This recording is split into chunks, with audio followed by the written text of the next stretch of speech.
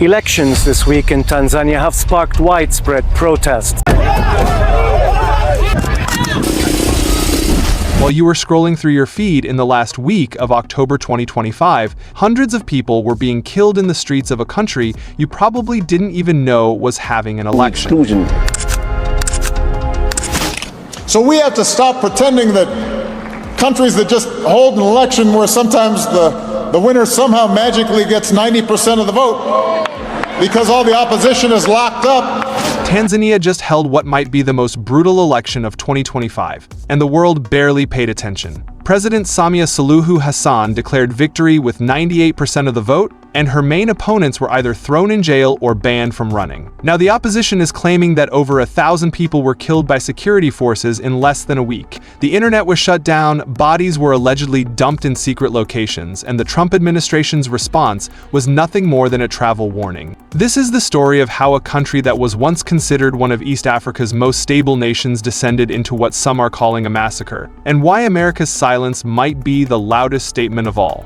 Tanzania is a country of 68 million people on the east coast of Africa. Most people know it for safaris, Mount Kilimanjaro, and those gorgeous beaches in Zanzibar. What they don't know is that the same political party has been in power since independence in 1961.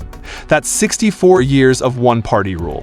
The party is called Chama cha Mapinduzi, which means Party of Revolution, and it maintains close ties with the Communist Party of China. The current president is Samia Suluhu Hassan. She's 65 years old and Tanzania's first female leader. She became president in 2021 when her predecessor, John Magufuli, suddenly died in office. Magufuli was known for being authoritarian and cracking down on opposition, but when Hassan took over, people had hope. She eased some restrictions on the media, she talked about opening up political space, and for a brief moment, it seemed like Tanzania might be heading in a better direction. That hope didn't last long. By 2024, things started getting dark. Human rights groups began documenting a pattern they called a wave of terror. Opposition members started disappearing. Some turned up dead. Others were never found. Journalists were being intimidated. Even a TikToker who criticized the government went missing. An ambassador who spoke out against the state also disappeared without any accountability. And right in the middle of all this mess was President Hassan's son, Abdul Halim Hafi Amar. Multiple sources, including opposition members and human rights organizations, accused him of being behind the torture, the abductions, and the killings. People started saying he was doing his mother's dirty work, creating a climate of fear unlike anything Tanzania had seen before. But the real turning point came in April 2025, when the government decided to eliminate any chance of a real election. Meet Tundu Lissu. He's the leader of Chadema, Tanzania's main opposition party. This guy is no stranger to political violence. Back in 2017, he was shot 16 times in an assassination attempt, 16 bullets. Somehow, he survived, but he had to flee the country and lived in exile for years. He only recently returned to Tanzania because he believed in fighting for democracy in his home country. On April 3, 2025, Lissu held a rally. His message was simple: no reforms, no election. He was demanding that the government make changes to the electoral system because, as it stood, the game was rigged in favor of the ruling party. The Electoral Commission wasn't independent. The laws favored those already in power. And Hassan wanted to cement her position with a massive victory that would silence her critics. 6 days later, on April 9th, police arrested Lissu at another rally in a town called Mbinga in southern Tanzania. They dragged him into a police vehicle while tear gas was fired at his supporters. Then they drove him over 1,000 kilometers through the night to the capital. The next day, he was charged with treason, a crime that carries the death penalty in Tanzania. They said he was inciting rebellion and trying to disrupt the elections. The charges were based on social media posts where he'd called for people to boycott the election if there were no reforms. That's it. Calling for electoral reform got him charged with a crime punishable by death. And here's the thing, treason charges in Tanzania are non-bailable. Once you're charged, you stay in jail until your trial is over. Lissu had been sitting in prison for months, unable to campaign, unable to defend himself publicly, while his party's fate was being decided by the very government he was opposing. Then, on April 12th, the Independent National Electoral Commission disqualified Chadema from the election entirely. The reason? They said the party failed to sign a code of conduct document by the deadline. Just like that, the main opposition party was out of the race. The other major opposition candidate, Luhaga Impina from the ACT Wazalendo party, was also barred from running after the Attorney General filed an objection. Hassan's two biggest challengers were now either in jail or disqualified. The election was turning into a coronation. Foreign journalists were largely banned from covering the mainland election.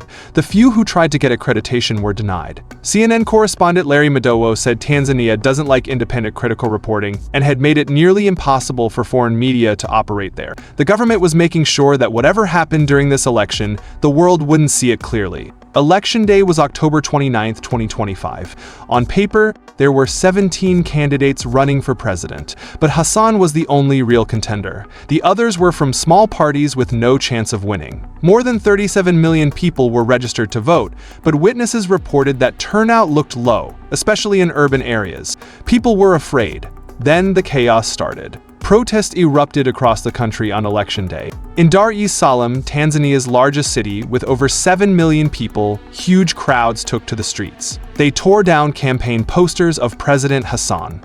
They set fire to government buildings, police stations, and even a petrol station. They were furious about the sham election, the exclusion of real opposition candidates, and years of repression. The government's response was swift and brutal. The military was deployed alongside police. Security forces fired tear gas and live ammunition at protesters. Witnesses reported seeing people shot in the streets. The army chief Jacob Mkunda called the protesters criminals and made it clear the military stood with Hassan. Then, the internet went dark. The government shut down mobile internet and social media across the country. NetBlocks, an organization that monitors internet connectivity, confirmed that access was restricted in several cities. A nationwide curfew was imposed. Schools closed. Public transportation was halted. It was a complete lockdown, and nobody could get information in or out. On November 1st, Tanzania's Electoral Commission announced the results. Hassan had won with 97.66% of the vote. She won every single constituency. The commission said she received over 31.9 million votes with a turnout of about 87%. So we have to stop pretending that countries that just hold an election where sometimes the winner somehow magically gets 90% of the vote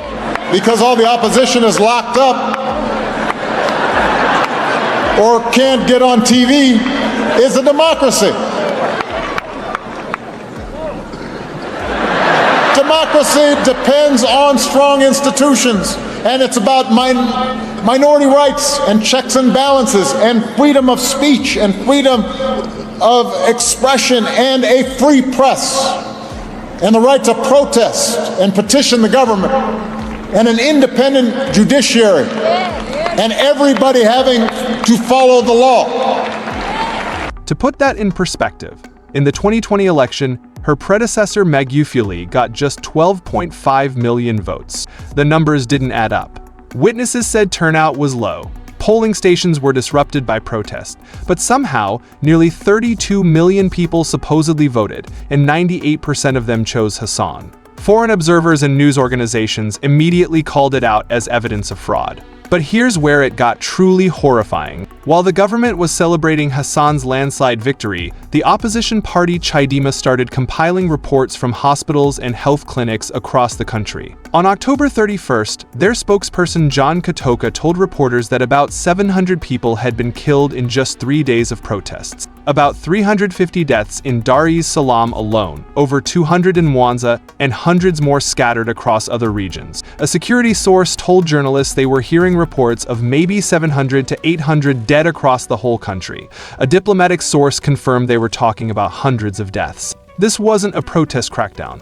This was starting to look like a massacre. The United Nations said it had credible reports of at least 10 people killed.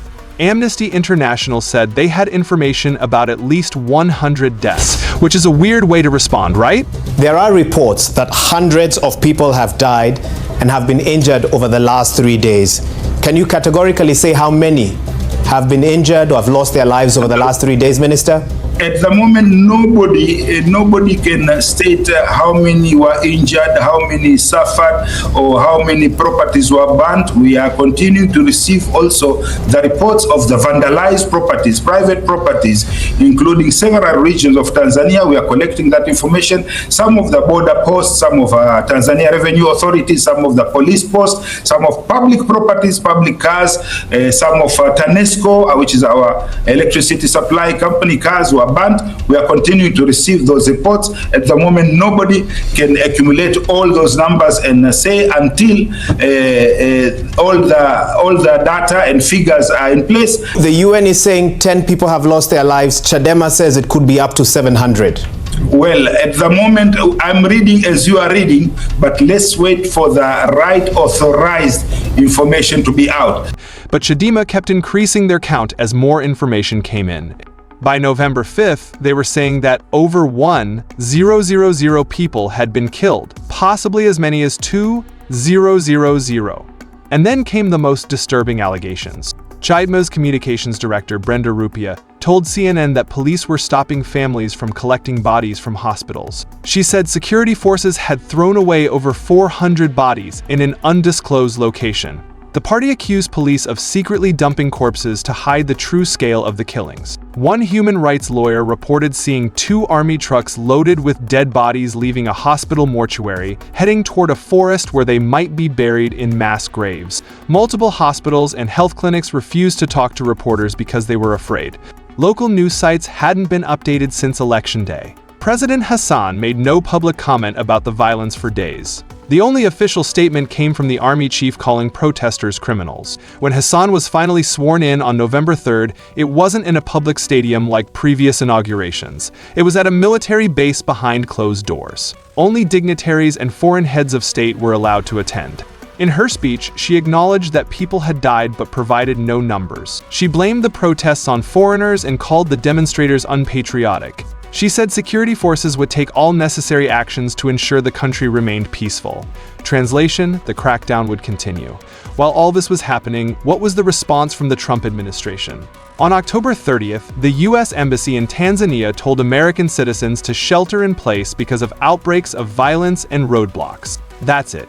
Just stay inside. Then on October 31st, the State Department upgraded Tanzania's travel advisory from level 2 to level 3. Which means reconsider travel. The advisory cited unrest, crime, terrorism, and targeting of gay and lesbian individuals. It was a standard bureaucratic travel warning, the kind of thing they issue for dozens of countries. There was no statement from President Trump, no statement from the Secretary of State, no public condemnation of the reported killings, no call for accountability, no mention of democracy or human rights. Just a travel advisory telling Americans not to go there. Compare that to how other countries and organizations responded. The United Nations Secretary General Antonio Guterres said he was deeply concerned and called for a thorough and impartial investigation into allegations of excessive use of force. We as an IDU, we call for the immediate and unconditional release of Tundu Lissu. The Tanzanian authorities must ensure his safety, uphold his right to legal representation, and put an end to the instrumentalization of the judiciary to silence dissent. The wider pattern of politically motivated prosecutions, arbitrary arrests, and harassment must stop, and it must stop now. The UN Human Rights Office condemned the disproportionate use of force and said peaceful dissent must be protected, not crushed. Canada, Norway, and the United Kingdom issued a joint statement saying they were concerned about credible reports of a large number of fatalities and significant injuries.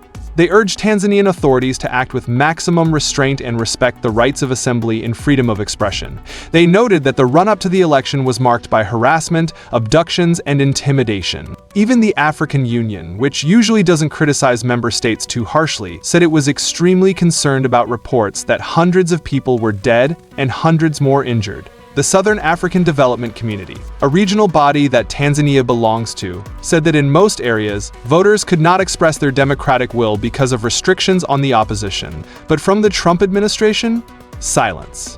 A travel warning and nothing else.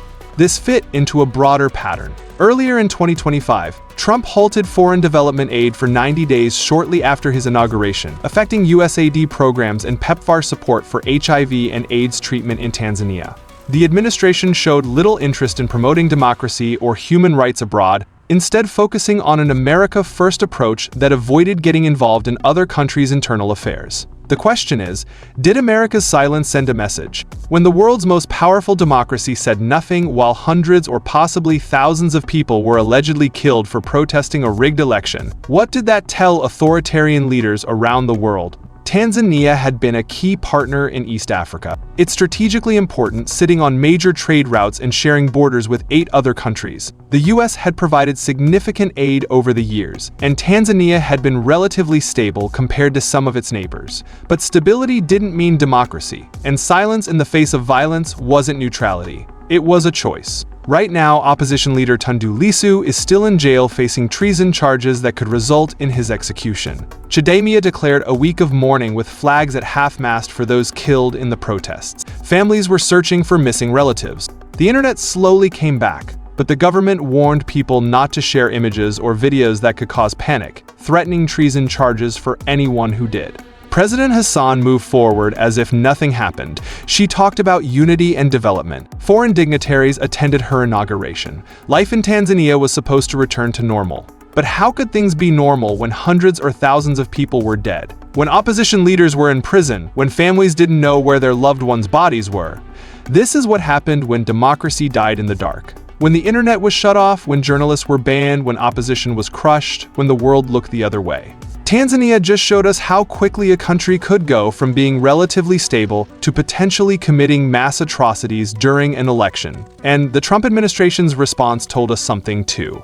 It told us that American foreign policy in 2025 wasn't interested in promoting democracy or defending human rights unless there was a direct strategic interest. It told authoritarian leaders that if they wanted to rig an election and crack down on protesters, the US probably wouldn't do much about it beyond issuing a travel warning. The people of Tanzania deserved a free and fair election. They deserved to choose their leaders without fear. They deserve to protest without being shot. And they deserve for the world, especially the United States, to speak up when their rights were being violated. Instead, they got a travel advisory. If you want to see more stories about what's really happening around the world that mainstream media isn't covering, hit that subscribe button.